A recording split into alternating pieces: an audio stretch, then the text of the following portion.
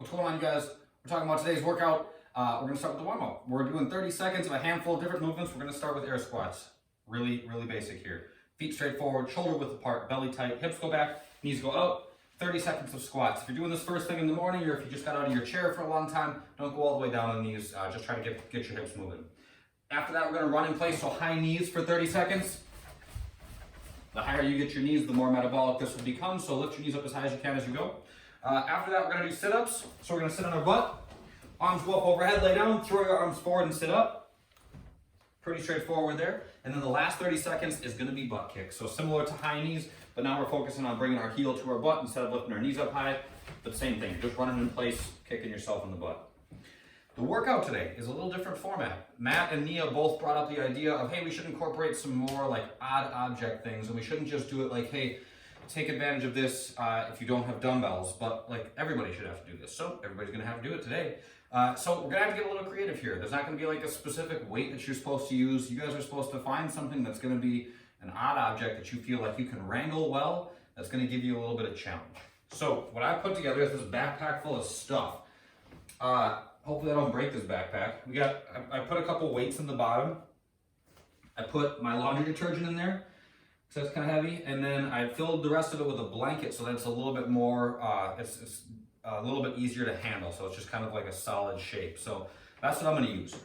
We're going to start the workout with 10 squat cleans with an odd object. So depending on what object it is you're using, this might look a little bit different for you. This is how I'm going to do them. I'm going to walk up so that the heavy thing is right between my feet. Okay, so I'm going to get it as close to me as I can. I'm going to get my fingers underneath it, but when I get down there, I'm going to prioritize keeping my back flat so my belly stays tight. I sit my hips down nice and low. I'm going to kind of rock the weight onto my fingers. I'm going to open up my hips, drop underneath to catch at my chest, and then stand back up.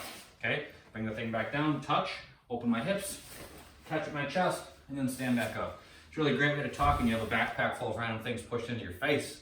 After that, we're going to do some split squats. All right? So a basic split squat without any kind of equipment used is going to be into a lunge position, and we're just going to be tapping our back knee to the ground. 1, 2. We're going to do 9 of these, but you're going to hold this random assortment of things however you can. Okay, so that's kind of the challenge in this thing, is just figuring out how to support the weight. Tap, stand back up. Tap, and stand back up. So do 9 of those on the right. Then set your bag of stuff down. We're going to do leg lifts next. Legs are straight out in front, hands are alongside your hips, point your toes, lock your knees all the way up, then come back down. Okay, then you're going to do your split squats on the other side. 9 of them on the other side. Last but not least, we are going to do a movement called a jackknife, which is kind of like a one-sided V-up. I'm going to lay down.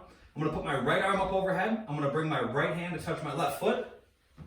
Then I switch. Left hand to right foot. Back and forth. We're cycling through that for 15 minutes. Have some fun with the odd object stuff. Because it's an odd object, it's easy for it to feel a little lopsided. So if you guys need to move a little bit more slowly to make sure that you're staying adequately braced to be able to support it properly, do that. Don't rush.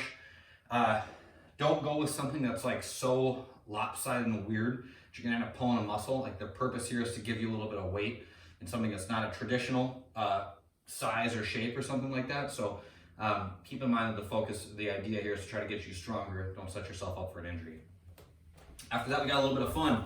Just a little bit though. We're gonna go for 2 minutes. We're gonna do max burpees. Okay, chest goes to the ground, jumping clap overhead.